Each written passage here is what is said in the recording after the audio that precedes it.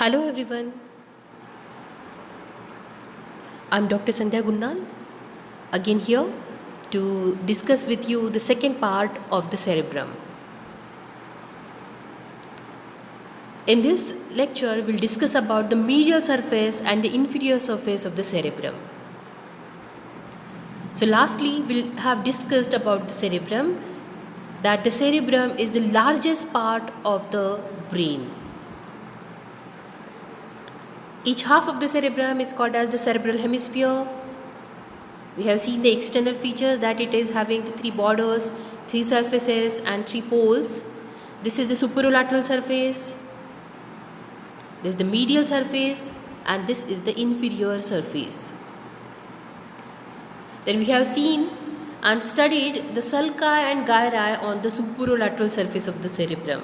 Okay, so we'll see here quickly what are the sulci and gyri on the superolateral surface of the cerebrum, and then we'll proceed further of the medial and the inferior surface of the cerebrum. Okay, so the superolateral surface present there. On that, the most prominently seen here in the center, there is the central sulcus. This is the posterior ramus of the lateral sulcus. This is the frontal lobe. This is the precentral sulcus, precentral gyrus. These are the superior and inferior frontal sulci with the superior frontal gyrus, middle frontal gyrus, and the inferior frontal gyrus. The inferior frontal gyrus is again divided by this anterior ramus of the lateral sulcus and the ascending ramus of the lateral sulcus into the pars orbitalis, pars triangularis, and pars opercularis. The parietal lobe, it shows the post-central sulcus with the post-central gyrus. There is the intraparietal sulcus with the superior parietal lobule and inferior parietal lobule. This is the temporal lobe with the superior and inferior temporal sulci, divides the temporal lobe into the superior, middle, and inferior temporal gyri. This is the upturned end of the posterior ramus of the lateral sulcus is surrounded by the supramarginal gyrus. This is the angular gyrus capping around the posterior end of the superior temporal sulcus, and this is the arcus temporo-occipitalis capping around the posterior end of the inferior temporal sulcus. This is the occipital lobe, lateral occipital sulcus dividing it into the superior and inferior occipital lobule. This is the C-shaped lunar sulcus. In front of it, this is the gyrus descendens. This is the lateral occipital sulcus just below and behind the parieto-occipital sulcus. Surrounding the parieto-occipital sulcus, there is the arcus parieto-occipitalis. Okay, so we have seen these sulci and gyri on the cerebrum. After that, we have also discussed about the insula. So in today's lecture, we'll discuss about the cerebrum, the medial surface and the inferior surface. This is the medial surface of the cerebrum. The medial surface, it lies in between the superomedial border and that of the inferomedial border. So only this much is the medial surface. See that here, this is the part of the inferior surface seen here on the in this view. But only this is the medial surface and this is the inferior surface present there. Okay, so sulci and gyri on the medial surface. The presence of corpus callosum is the most important landmark on the medial surface of the cerebrum. The sulci and gyri on the medial surface are located just above, in front and behind the corpus callosum. Okay, so here this is the corpus callosum present there. So corpus callosum, it is the part by which the one cerebral hemisphere, it is connected with the opposite cerebral hemisphere. Okay, so the part above the corpus callosum, in front of the corpus callosum and behind the corpus callosum, these are separated parts and these are showing the different sulci and gyri.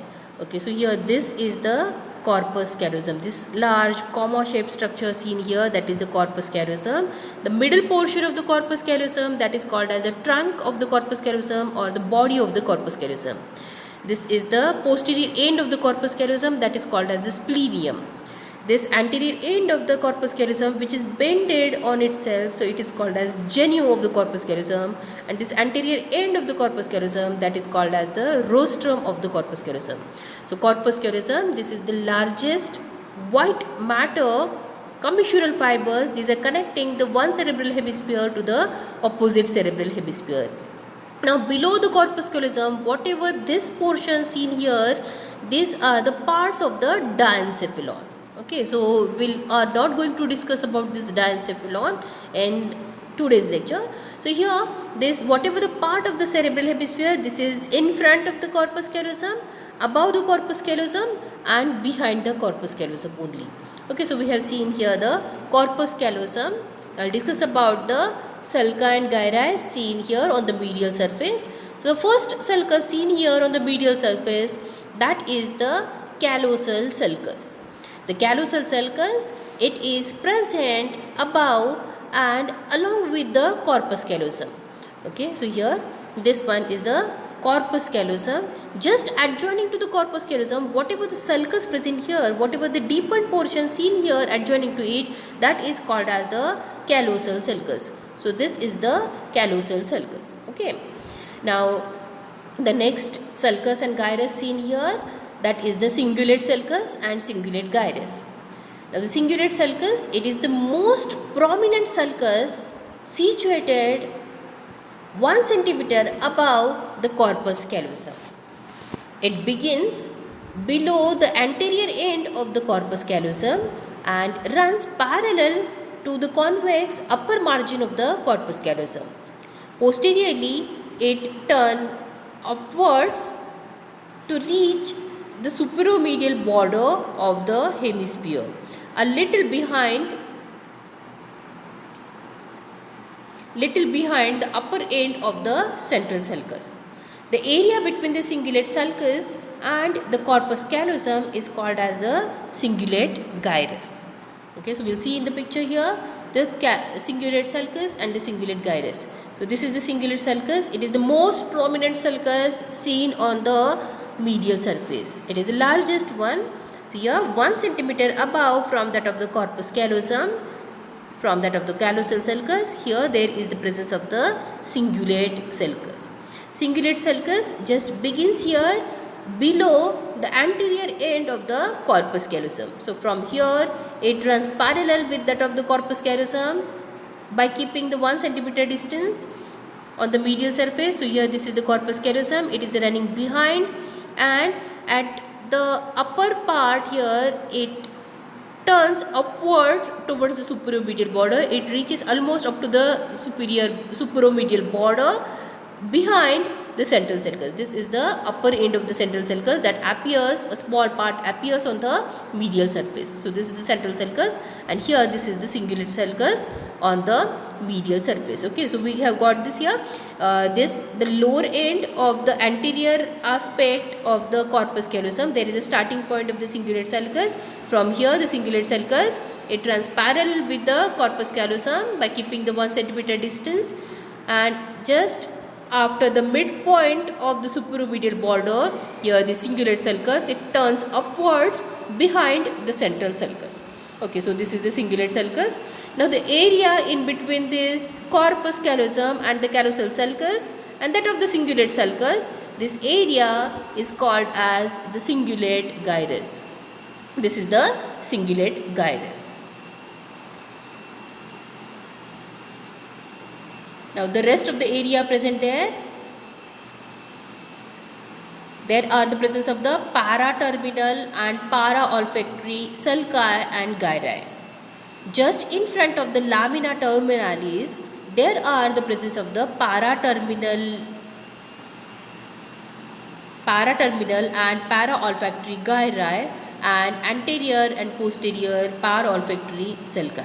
Okay, so in the picture here, this is the site of this paraolfactory sulci and gyri. Here, this is the site for the paraolfactory sulci and gyri. So here this portion present here, this is the lamina terminalis. Okay, so just in front of the lamina terminalis here, this is the sulcus which is parallel with it. It's called as the sulcus terminalis. Paraterminal sulcus, and here this is the paraolfactory sulcus. So here these are the two sulci, the paraterminal sulcus and paraolfactory sulcus, and these are the gyri present here, the paraterminal and the paraolfactory gyri. Okay, so these are the sulci and gyri seen here, short sulci and gyri seen here, just anterior to the lamina terminalis. The paracentral lobule and the medial frontal gyrus. The part of the medial surface between the cingulate sulcus and the superomedial border of the hemisphere is divided by a short offshoot of the sulcus ascending from the cingulate sulcus above the middle of the trunk of the corpus callosum, and it divides the upper part into two areas. The small part around the upper part of the central sulcus is called as paracentral lobule, and a larger medial part called as medial frontal gyrus. Okay, so you see here, this is the cingulate sulcus which is present there. So just above the center of this body of the corpus callosum, here the cingulate sulcus, it gives a short offshoot. Okay, so this is the short offshoot present here arising from the cingulate sulcus, and because of this short offshoot or the short ramus of the cingulate sulcus, here this area surrounding this cingulate sulcus is divided into two parts. This area, short area or the short posterior part is called as the paracentral lobule, and this anterior area, it is called as the medial frontal gyrus. Okay, so here the area, outer aspect of the cingulate sulcus, it is divided by this short offshoot into this smaller posterior area called as paracentral lobule, and this anterior larger area called as the medial frontal gyrus. Now this paracentral lobule, it is surrounding the upper end of the central sulcus, and that's why it's named as the paracentral lobule. Okay, so this anterior part of this, anterior to this central sulcus, it is continuous with the precentral gyrus, and this posterior area, it is continuous with the postcentral gyrus. Okay, so this anterior area, it is the motor area, and posterior area is the sensory area. Okay, so here this area present here, the paracentral lobule, it is the important center for the defecation and the micturition. So whatever these functional areas that you will discuss afterwards in the next lecture. Okay, so here this is the, whatever we have seen here, this is cingulate sulcus, this is the medial frontal gyrus, this is the paracentral lobule surrounding here the central sulcus. Okay, now the rest of the structures present there. So here the rest of the structures, it shows the parieto-occipital sulcus. The parieto-occipital sulcus begins on the superomedial margin about 5 cm in front of the occipital pole. It passes downwards and forwards to join the calcarine sulcus behind the splenium of the corpus callosum. Okay, so we see here the parieto-occipital sulcus in the picture. Okay, so here this is the parieto-occipital sulcus. You are remembering this parieto-occipital sulcus. The small part of the parieto-occipital sulcus is seen on the superolateral surface. On that superolateral surface, it helps to divide the superolateral surface into these different lobes. Okay, so this is the same sulcus present there, the parieto-occipital sulcus. Separates the parietal lobe from the occipital lobe. That's why the name is the parieto-occipital sulcus. It starts here from above downward, just 5 cm in front of the occipital pole. Okay, small area seen on the superolateral surface. Then here the sulcus, it runs downwards and it ends by meeting with the another horizontally running sulcus called as the calcarine sulcus. Okay, so this is regarding the parieto-occipital sulcus. This is the parieto-occipital sulcus, a very prominent sulcus seen on the medial surface. Now the next sulcus seen here, that is the calcarine sulcus. The calcarine sulcus is present on the medial surface of the cerebral hemisphere. It begins as a deep fissure a little below the posterior end of the corpus callosum, that posterior end of the corpus callosum, it is called as splenium, and it follows an arched course with a convexity upwards to the occipital pole, and it may extend slightly on the superolateral surface, which end it is kept around by the lunate sulcus. Okay, so this calcarine sulcus, it is very prominent sulcus, and it is a very deep sulcus. It is a very deep sulcus, so it is also called as the fissure. It is so much deep that it makes the impression on the cavity of the cerebrum, that it makes the impression on the in the lateral ventricle of the cerebrum. So this impression is called as calcar avis. Okay, and because of this impression here, because of this deeper deep nature of this calcarine sulcus, this is called as the complete sulcus. Okay, so we'll see this calcarine sulcus present here in the picture. So here this is the starting point of the calcarine sulcus. It starts just below the posterior end of the corpus callosum. So here this is the corpus callosum, this is the posterior end of the corpus callosum, it is called as splenium. So just below the splenium here, there is the starting point of the calcarine sulcus. So from here the calcarine sulcus, it runs behind towards the occipital pole, then it is somewhat arched upwards, and this portion present here by which it cuts the superomedial border just near the occipital pole, and a small area or this sulcus may extend on the superolateral surface, and it is capped around by the lunate sulcus. Okay, so this calcarine sulcus, it is the deep fissure, and it forms the impression on the lateral ventricle. That impression is called as calcar avis. This meanwhile, while going here the calcarine sulcus, it meets with the lower end of the parieto-occipital sulcus. Okay, so here this parieto-occipital sulcus, it meets here with the calcarine sulcus, and due to the meeting point of this parieto-occipital sulcus, this calcarine sulcus is divided into the pre-calcarine part and post-calcarine part. Okay, so this is the calcarine sulcus, this is the calcarine sulcus. From that of the lower end of the splenium, here it starts, it runs backwards, somewhat arch upwards up to the superolateral border just near the occipital pole. Okay, so this is the pre-calcarine part, and this one is the post-calcarine part. Okay, so we have seen here these sulci present posteriorly. Here this is the parieto-occipital sulcus, and this one is the calcarine sulcus. Both are the prominent sulci seen on the medial surface of the cerebrum. Okay, now we'll discuss about the rest of the features, that it shows the presence of the cuneus and precuneus. So the triangular area between the posterior part of the calcarine sulcus and parieto-occipital sulcus is called as cuneus. Okay, then the quadrangular area between the parieto-occipital sulcus and paracentral lobule is termed as the precuneus. A small area or the small sulcus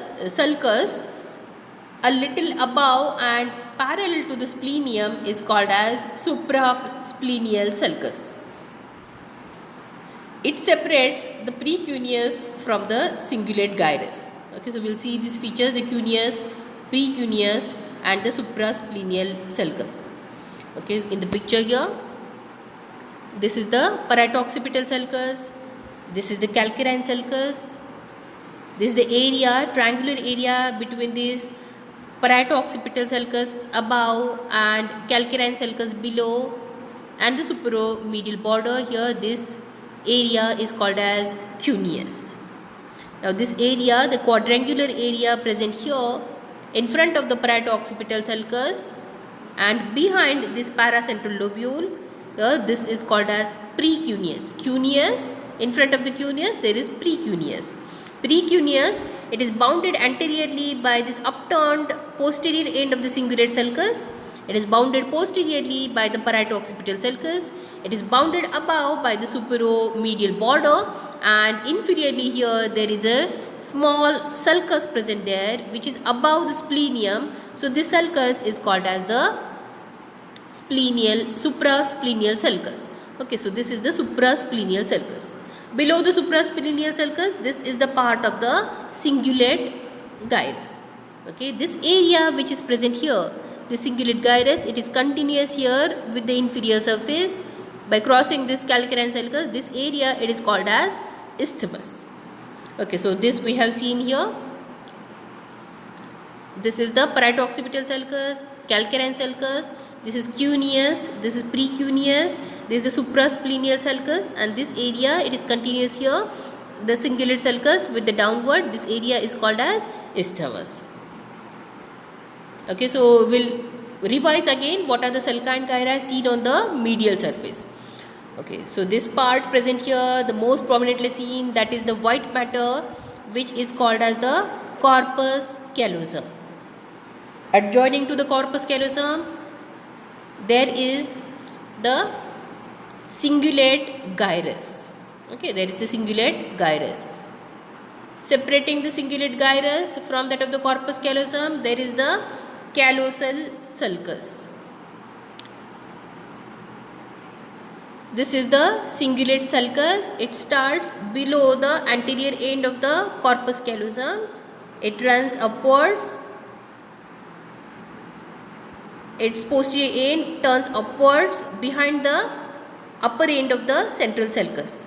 Okay, so this is the cingulate sulcus, this is the cingulate gyrus, this is the callosal sulcus, and this is the corpus callosum. These are the paraterminal and parolfactory sulci. They are paraterminal and parolfactory gyri, or the anterior posterior parolfactory gyri.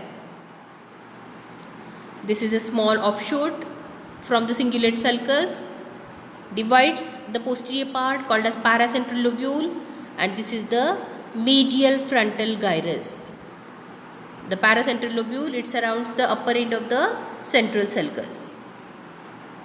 Now posteriorly here, this area, here this is the parieto-occipital sulcus, this is calcarine sulcus. This triangular area in between the parieto-occipital and calcarine sulcus is called as cuneus. This rest of the area present here in front of the cuneus is called as precuneus, which is bounded below by a small sulcus called as suprasplenial sulcus. This area present here, that is the isthmus. Okay, so we have seen here the sulci and gyri seen on the medial surface. Now I will discuss about the inferior surface. The inferior surface is divided into two parts, that is the orbital surface and the tentorial surface. This is the orbital surface and this is the tentorial surface. This is the orbital surface and this is the tentorial surface. The orbital surface and tentorial surface, these are divided by the stem of the lateral sulcus. So in between these two here, this is the stem of the lateral sulcus. The stem of the lateral sulcus, it starts here from that of the lateral part of the anterior perforated substance. This is the anterior perforated substance. This is the anterior perforated substance, and from here the lateral part, there is the stem of the lateral sulcus. The orbital surface lies on the orbital plate of the frontal bone in the floor of the anterior cranial fossa.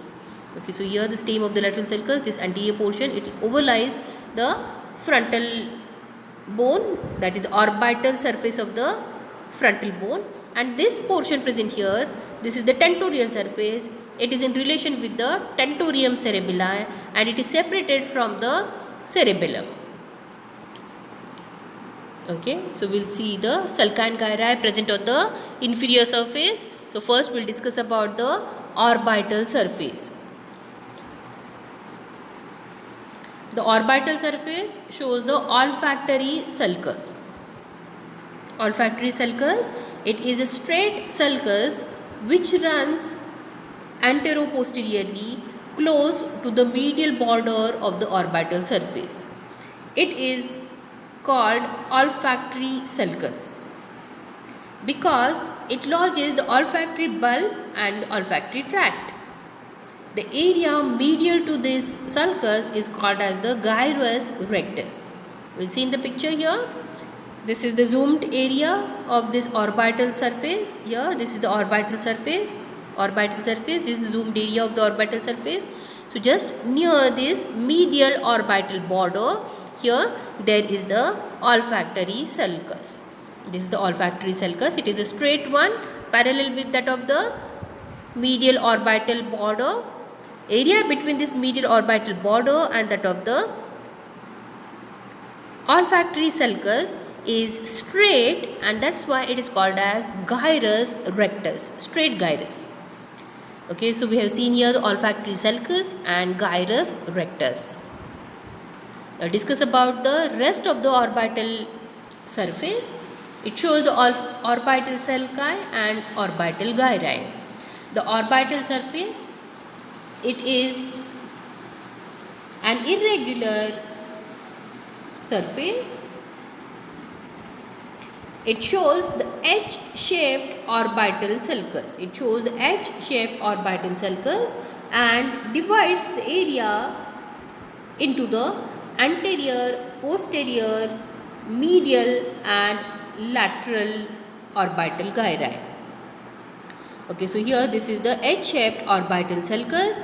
It divides the rest of the area into this anterior, posterior, medial and lateral orbital gyri. Okay, I repeat here, this is the olfactory sulcus, this is the gyrus rectus. The rest of the area shows this H-shaped orbital sulcus. This is the anterior orbital gyrus, this is the posterior orbital gyrus, this is the medial orbital gyrus, and this is the lateral orbital gyrus. So we have seen here the orbital surface, the anterior part of the inferior surface. Now we will discuss about the tentorial surface. The tentorial surface is marked by two major sulci that run antero-posteriorly. The medial one is called as collateral sulcus and lateral sulcus is called as the occipito-temporal sulcus. The area medial and lateral to the occipito-temporal sulcus is called as the medial occipito-temporal gyrus and lateral occipito-temporal gyrus respectively. Okay, so we'll see here in the picture here, after studying all this sulci, rest of the sulci and gyri present there. The gyrus medial to the collateral sulcus is called as parahippocampal gyrus. The hook-like anterior end of the parahippocampal gyrus is called as uncus. Uncus is limited laterally by a short sulcus called as rhinal sulcus. The collateral sulcus posteriorly is parallel to the calcarine sulcus, and the area between these two sulci is called as lingual gyrus.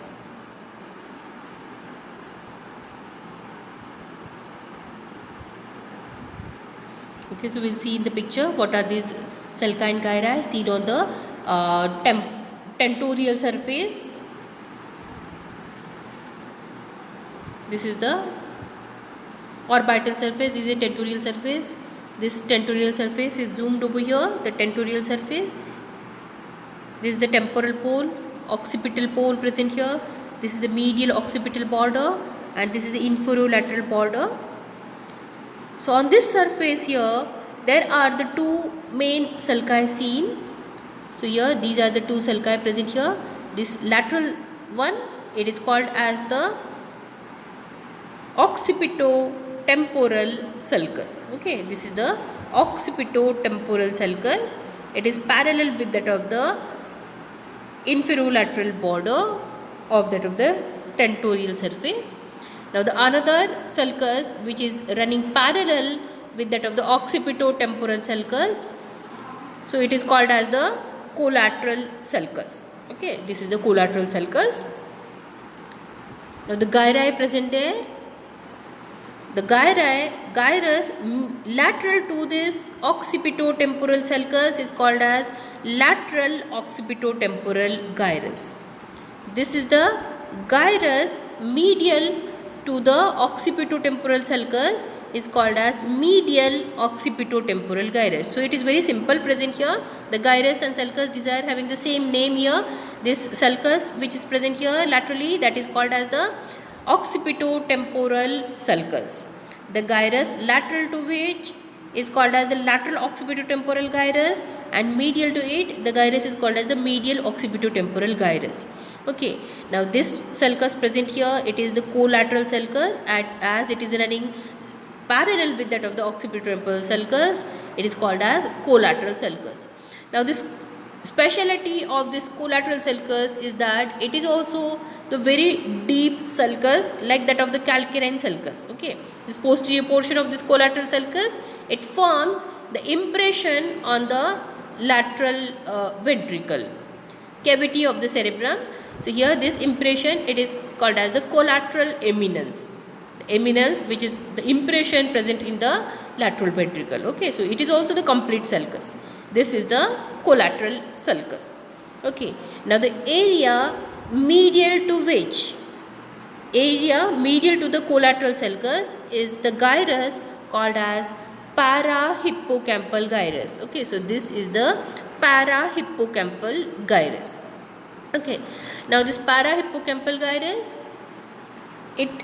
this collateral sulcus anteriorly, it is in continuation with this short sulcus called as rhinal sulcus. Okay, so this is the rhinal sulcus.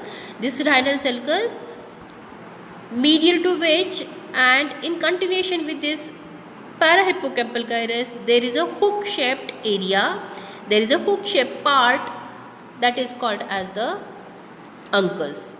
So this uncus, it is the anterior end of the parahippocampal gyrus. It is somewhat hook shaped and it is limited laterally by a short sulcus called as the rhinal sulcus. Okay. Now here the posterior portion of the parahippocampal gyrus. Here this is the parahippocampal gyrus. The posterior portion of the parahippocampal gyrus present here. It shows the area called as lingual gyrus. Now this lingual gyrus, it is the area in between the parallel portion of the collateral sulcus and that of the calcarine sulcus. Here this is the calcarine sulcus. This is the splenium which is present here. Just below and behind the splenium here, there is the formation, there is the starting point of this calcarine sulcus. So this calcarine sulcus which is present here, it is parallel with that of the collateral sulcus, and this area which is present here in between, that is called as the lingual gyrus. Okay, I repeat here, this is the occipitotemporal sulcus, this is the lateral and medial occipital temporal gyri, this is the collateral sulcus, medial to it this gyrus is the parahippocampal gyrus, the anterior end of the parahippocampal gyrus, that is called as the uncus. This uncus is the hook shaped end which is limited laterally by a short sulcus called as the rhinal sulcus, and posteriorly here this parahippocampal gyrus, it is continuous with the lingual gyrus. The lingual gyrus is the area between the posterior end of the collateral sulcus parallel with that of the calcarine sulcus. So this portion, it will be clear when we see the medial surface or the medial view of the cerebrum. Okay, so this is the medial view of the cerebrum. It is showing here the inferior surface as well as the medial surface. Okay, so here this is the collateral sulcus, this is the parahippocampal gyrus, and this is the calcarine sulcus. We have seen the calcarine sulcus, it is starting here below and behind that of the splenium, it is running over here. So this part, pre-calcarine part of the calcarine sulcus and the posterior portion of the collateral sulcus, these are parallel with each other, and this parallel portion between it is continuation of the parahippocampal gyrus behind. This is called as the lingual gyrus. Okay, so this is the lingual gyrus. This anterior hook shaped end of the parahippocampal gyrus, it is called as uncus, and this is the rhinal sulcus. Okay, so now it will be clear here what is the parahippocampal gyrus and how this area is parallel with the calcarine sulcus. Now this area present here, this area which is below and behind the suprasplenial sulcus here, this area, it is continuous here with the parahippocampal gyrus, and this is called as isthmus. Okay, now we will discuss about the sulci and gyri seen on the inferior surface. This is the olfactory sulcus, this is the gyrus rectus, this is H-shaped orbital sulcus, It divides the orbital surface into the anterior, posterior, medial and lateral orbital gyri. On the tentorial surface, this is the occipito-temporal sulcus, this is the collateral sulcus, the gyri now present here. This is the lateral occipito-temporal gyrus, this is medial occipital temporal gyrus, and this is the parahippocampal gyrus. This is the short rhinal sulcus which is in continuation with the collateral sulcus. It limits this hook-shaped area called as uncus, which is continuous posteriorly with the parahippocampal gyrus. This area posterior to the parahippocampal gyrus, it is called as lingual gyrus, which is present in between the parallel portion of the collateral sulcus and the calcarine sulcus. Sulci and gyri on the medial surface. Here this is the corpus callosum, this is the cingulate gyrus, this is the callosal sulcus, this is the cingulate sulcus. They are the paraterminal and parolfactory sulci with the gyri. This is a small offshoot present here arising from the cingulate sulcus, divides the area into the paracentral lobule posteriorly, and here this is the medial frontal gyrus anteriorly. This is the central sulcus surrounding which this area is the paracentral lobule. This is the parieto-occipital sulcus, this is calcarine sulcus, this is cuneus, this is precuneus, this is suprasplenial sulcus which is present here. This area is called as isthmus. This is the collateral sulcus. This is the occipito-temporal sulcus. This is the lateral occipito-temporal gyrus. This is medial occipito-temporal gyrus. This is parahippocampal gyrus. This is short rhinal sulcus which is present here. This is the uncus and this is the lingual gyrus. Okay, so these are the sulci and gyri on the medial surface and the inferior surface of the cerebrum. Thank you.